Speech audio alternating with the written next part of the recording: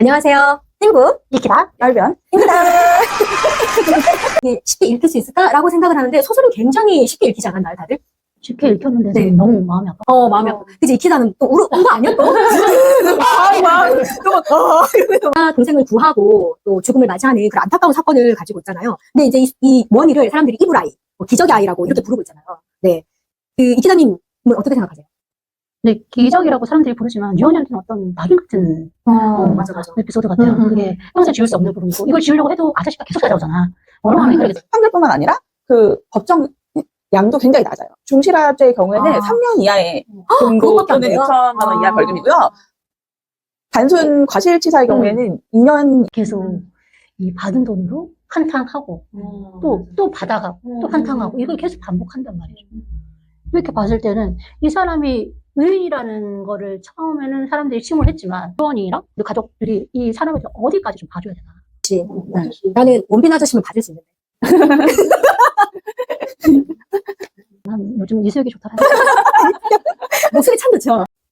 안녕하세요. 친구 리키다 열변입니다. 어색하지만 네. 이제 계속 하다 보면 익숙해지겠죠. 네네네. 오늘은 저희 저번에 변호사님 모시고 저희가 책과 또 법과 관련돼서 이야기를 나눴는데 그때는 조금 저희가 좀 너무 딱딱하게 너무 법 이야기만 하지 않았나 싶었어요. 네. 공부하는 분위기였죠. 그렇지.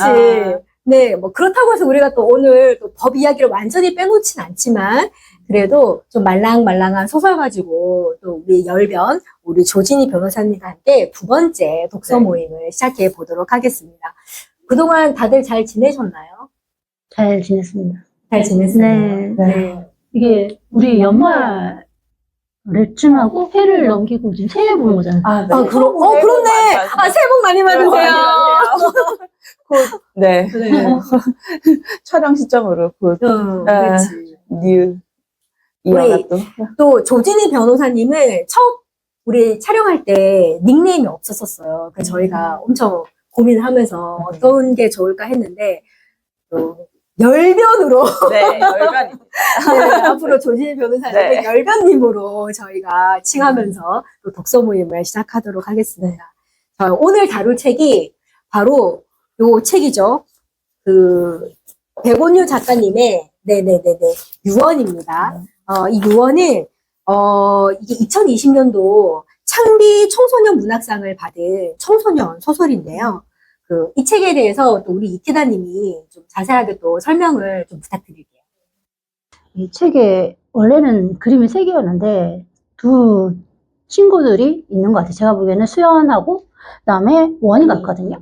이제 주인공 유원이라는 아이가 6살 때 이제 아파트 화재에서 그 당시 언니랑 단둘이 있었는데 그 언니가 유원이를 이불에 감싸고 밖에 던지고 그리고 그 유언을 받아낸 아저씨가 살고 그리고 언니는 또 죽었어요. 그래서 죽고 떨어진 자신을 위해서 아저씨가 다리에 영원한 장애를 얻게 되는데요. 그 이후에 이제 18살이 된 유언이 죄책감과 부채감으로 고통을 받지만 친구 수연을 만나가지고 여기에 대한 조금씩 성장하고 이 소설 자체의 비극적인 화재랑 또 사건이 살아남은 유언에 대한 이야기를 통해서 생존에 대한 어떤 부채감, 무게 그리고 뭐 죄책감 이런 거를 치유 과정을 좀 담아낸 소설입니다. 이 과정에서 우리가 유언에 대한 내용과 수연 친구에 대해서를 많이 얘기할 거고 가급적 딱딱하지 않게 말랑말랑하게 얘기 한번 해보도록 하겠습니다.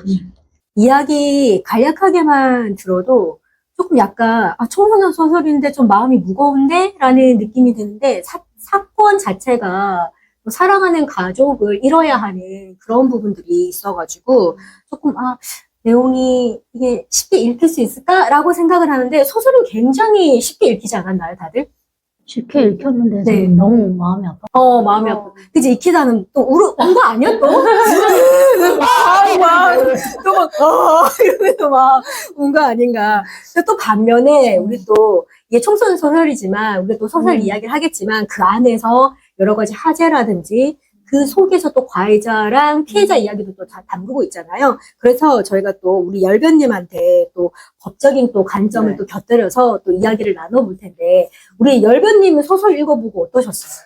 저는 사실 이 화재 사건 자체는 굉장히 진짜 울 만큼 끔찍한 사건인 거에 비해서 어떻게 보면 소설 자체는 그 한참 후에 유언의 일상을 담담하게 풀어냈다고 생각해서 말씀하신 것처럼 굉장히 잘 읽히고 무겁게 느껴지지만은 않았어요. 맞아요, 네. 맞아요. 저희가 촬영 전에 또 열변님하고 잠깐 열변을 토했는데, 요즘 청소년들 이런 책 읽어요라고 물어보셨잖아요. 네, 근데 저희가 얼마 전에 청소년 3대장 했었잖아요, 이 기자님. 근데 굉장히 좀 센 이야기를 좀 담고 있다가, 유언을 제가 지금 3번째 읽는 책인데, 유언 읽어보니까 그런 책들에 비해서는 말랑말랑하구나. 요즘에 도파민 팡팡 터지고 자극적인 이야기를 쫓는 그 청소년들이 읽기에는 좀 심심하지 않을까라는 생각이 들 수도 있겠다. 우리 열배님 얘기 들으니까 그런 생각도 하긴 했거든요. 근데 저는 네. 심심보다 좀 다른 그 청소년 시절을 보냈나 봐요. 그치.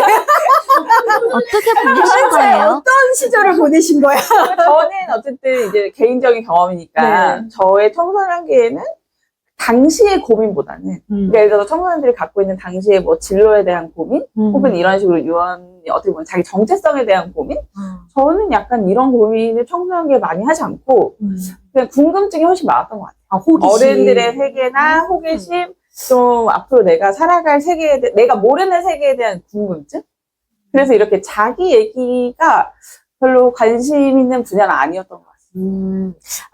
그래서 직업을 이쪽으로 선택하신 게 아닌가라는 저는 이 생각이 책에서 놀라운 게 수연이가 사회 문제에 되게 예민하잖아요. 맞아.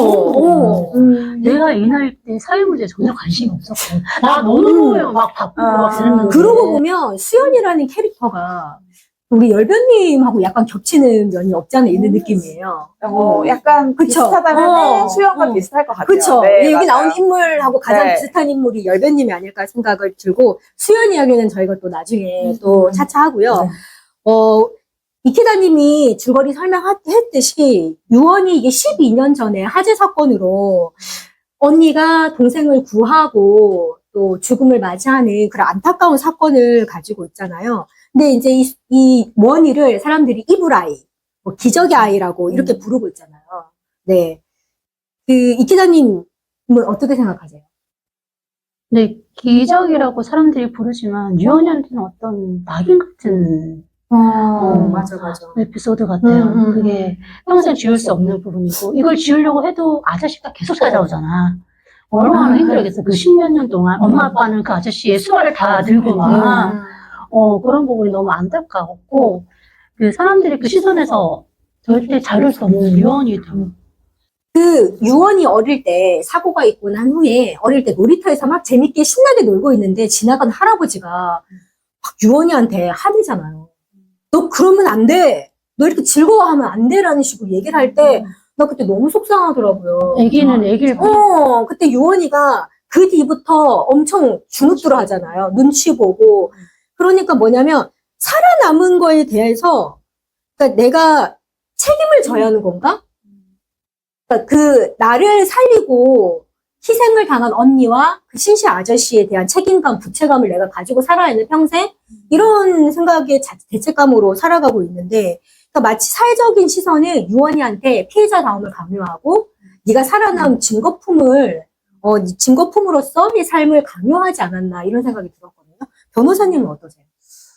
저는 사실 그 사회적 시선이라고 하지만 우리가 잊혀질 권리라고 하잖아요. 맞아요. 사람들은 사실 이제 뉴스라는 게 기본적으로 굉장히 안 좋고 슬픈 뉴스가 많기 때문에 이런 어떻게 보면 기적의 아이라는 게 당시에는 굉장히 큰 뉴스가 되고 사람들이 이제 이걸 통해서 그래 세상은 괜찮은 곳이야.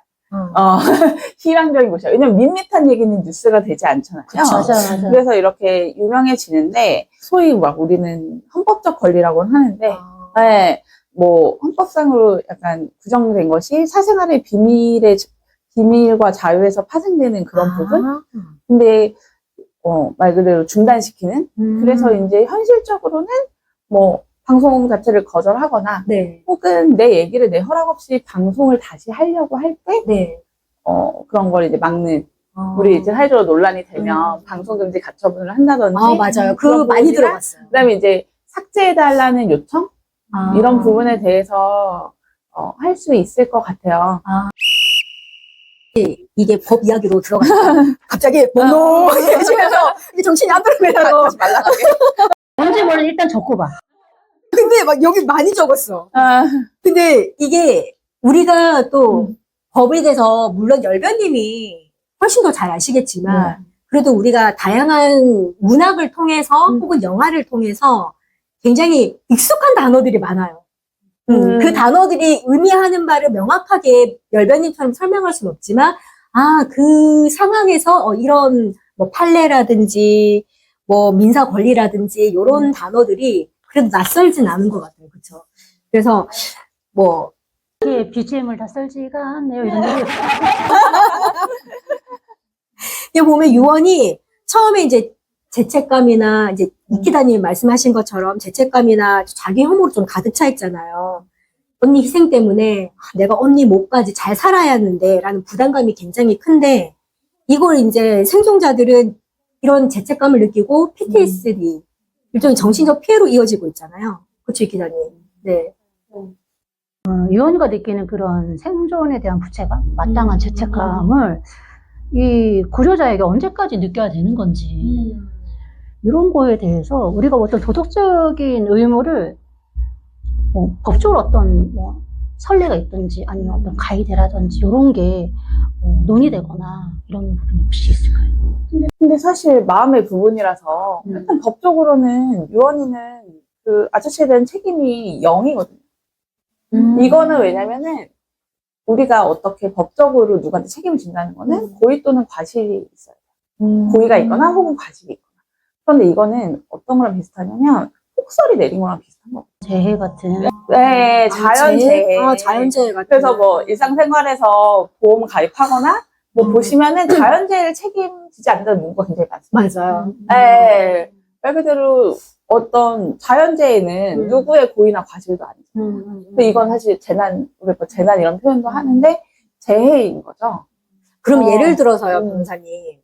그 화재가 났을 때 사람들이 다 그 장면을 지켜보고 있는 상황에서 언니가 아래를 내려봤더니 많은 사람들이 밑에서 지켜보고 있으니까 저 사람 중에 누구나 한 명쯤은 우리 동생을 받아주지 않을까라는 생각이 이불을 싸서 이렇게 밑에 떨어뜨리는데 만약 그때 그냥 그렇지 않은 상황에 지나가다가 우연히 위에서 왜 여기도 나오잖아요. 누가 돌 던져가지고. 네, 맞아요. 뭐 그런 사건들 요즘 예전에는 좀 종종 나오긴 했는데 근데 우연히 밑에서 지나간 행인이 맞았을 때는 그거는 일종의 내가 고의로 그런 행동을 취한 게 아니기 때문에 그거는 보험에서 적용을 받을 수 있는 거죠.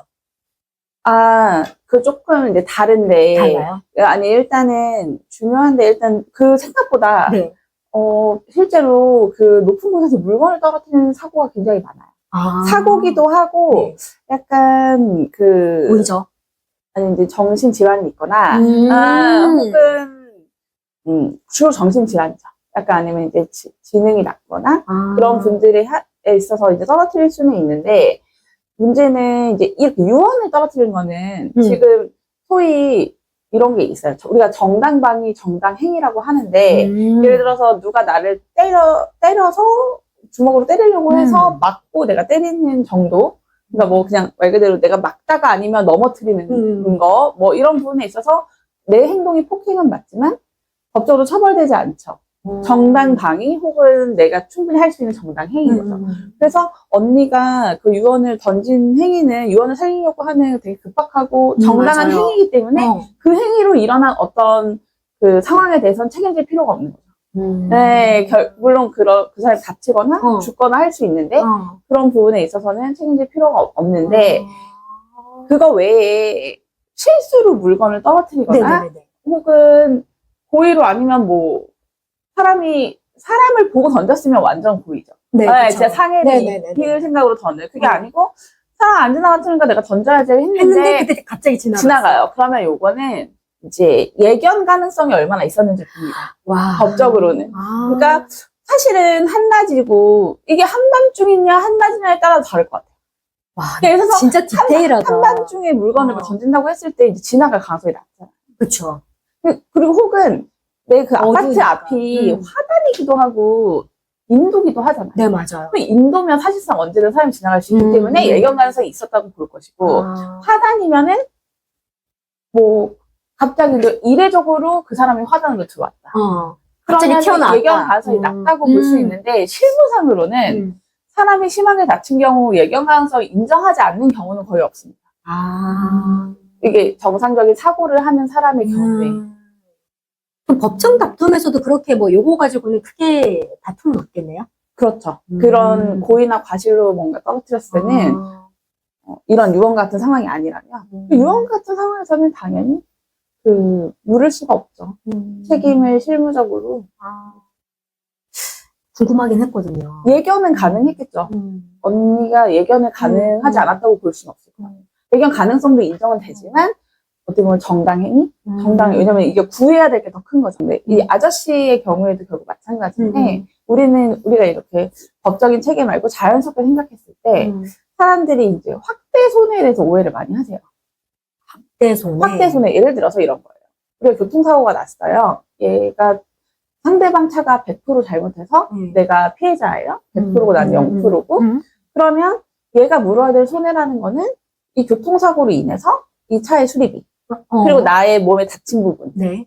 근데 내가 이것 때문에 중요한 미팅을 가지 못해서 큰 계약을 놓쳤어요. 그런데 많은 사람들은 굉장히 자연스럽게 이 계약을 놓친 데는 얘 책임이잖아요. 사실 우리가 생각해보면. 근데 그 책임을 물을 수 있다고 착각을 많이 해요. 그러니까 이제 소위 2차 손해인데 네. 2차 손해에 의해서는 이제 법리적으로는 그 책임 범위가 매우 축소하고 사실상 원래 이 계약을 뭐 못 따냈는데 상황에 따라 다르겠지만 네네. 이제 그날 갔어도 못 땄을 수도 있잖아요. 예를 들어서 중요한 그리고 따지 못한 이유가 꼭 미팅 때문은 아닐 수 있잖아요. 그쵸. 그렇기 때문에 이게 완전히 확대손해에 있어서 완전히 100% 정말 이 사고 때문이었으면 일부 책임질 수도 있지만 할 수 없고 또 마찬가지로 아까 예견 가능성을 말했는데 네. 그 택시는 그 운전자가 어쨌든 어떤 운전자가 내가 그 상황까지 예견할 수 있었냐가 되게 중요해요. 결과를 책임지는 게 맞지만 여기서는 사실 원인 제공자가 할아버지잖아요. 담배 맞아. 공을 담배. 떨어뜨린 사실 어떻게 보면 여기서 원인 제공자가 할아버지인데 이 현대 사회에서 그리고 특히 그래서 우리가 막 그런 책임들이 보통 사람들이 두렵기 때문에 네네네. 보험도 많이 가입하고 하는 거잖아요. 네, 일상생활 맞아. 책임 배상이라든지 맞아. 화재 보험이라든지 근데 오히려 이렇게 어떻게 보면 유언의 집도 그렇게 넉넉하지 않아 그 아파트 자체가 굉장히 넉넉한 곳은 아니었고 네네네. 아마 할아버지도 넉넉한 사람은 아니다 보니까 오히려 넉넉한 사람들은 그런 책임까지 생각하면서 보험을 가입하지 않고 맞아요. 어떻게 보면 그래서 이제 뭐 법도 있긴 하죠. 그래서 자동차도 저희가 의무 보험이 있는 것처럼 네네네. 그런 아파트나 공동주택에 한해서도 이제 국가에서 계속 그래서 그런 거를 소위 저소득층들이 자신의 위험을 대비하지 못할 걸 대비해서 강제로 보험을 가입한다든지 하고 결국 일부 책임은 국가가 질 수밖에, 그러니까 우리 사회 전체가 질 수밖에 없다고 생각해요. 그래서 사실 법적인 부분을 넘어서 아마 뭐 소설에 자세히 나오진 않지만 아저씨도 보상을 사실 받지는 못했겠지만 그런 뭐 모금이라든지 네, 결국 이게 어떤 보면 나오죠. 사적인 부분에서 해결을 하고 근데 만족할 수는 없는 것 같아요. 솔직히 피해자 입장에서는 이미 또 특히 뭐 치료해서 낫는 병이거나 상해라고 했을 때는 어느 정도 만족할 수 그래도 이제 정신적 트라우마는 낫는 거잖아요. 그쵸. 근데도 매우 힘든데 사실 이제 신체 장애를 입었기 때문에 어떤 걸로도 보상받기는 그쵸. 평생 장애로 살아가야 내가 충분히 하는 보상받았다고 느낄 사람은 사실 없을 것 같아요. 그럴 수도 있겠지만 이 아저씨 같은 경우에는 이거를 한몫을 잡은 사람처럼 계속 이 받은 돈으로 한탕하고 또 받아가고 또 한탕하고 이걸 계속 반복한단 말이죠. 이렇게 봤을 때는 이 사람이 의인이라는 거를 처음에는 사람들이 침몰했지만 언제까지 이 사람이 의인일 수 있을까? 유언이나 유언이 가족들 앞에서는 하나의 어떤 큰 부담감이란 돌멩이일 뿐인 거잖아요. 그렇게 봤을 때는 유언이랑 우리 가족들이 이 사람을 어디까지 좀 봐줘야 되나? 네. 나는 원빈 아저씨면 봐줄 수 있는데.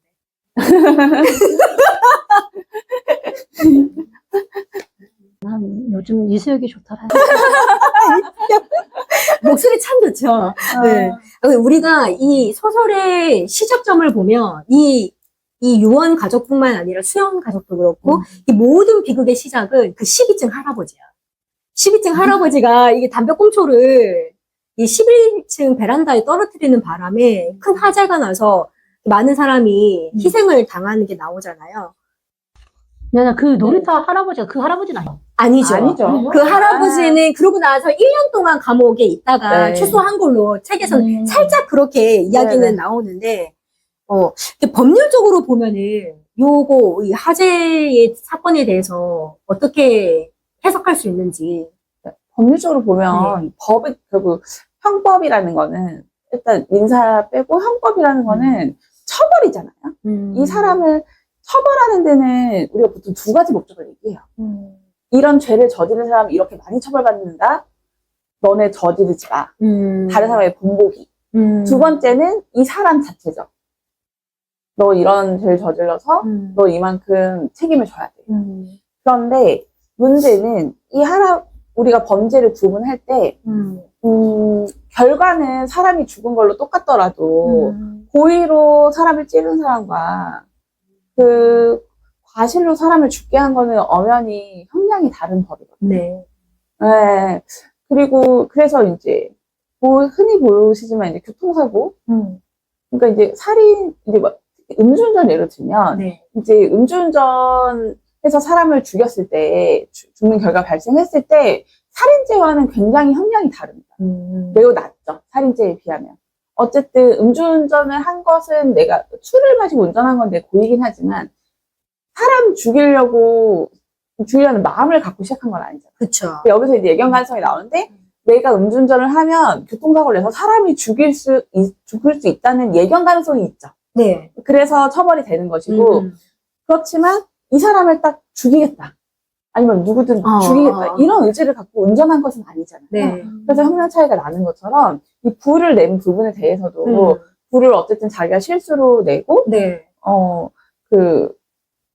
사람이 죽거나 네. 다쳤기 때문에 책임은 있지만 실제 형량이 매우 낮아요. 1년이잖아요. 책에서도 보면. 네, 너무 놀랬어요. 실제 판결은 1년이고 네. 판결뿐만 아니라 그 법정 양도 굉장히 낮아요. 중실화죄의 경우에는 3년 이하의 금고 그것밖에 안 또는 돼요? 2천만 원 이하 벌금이고요.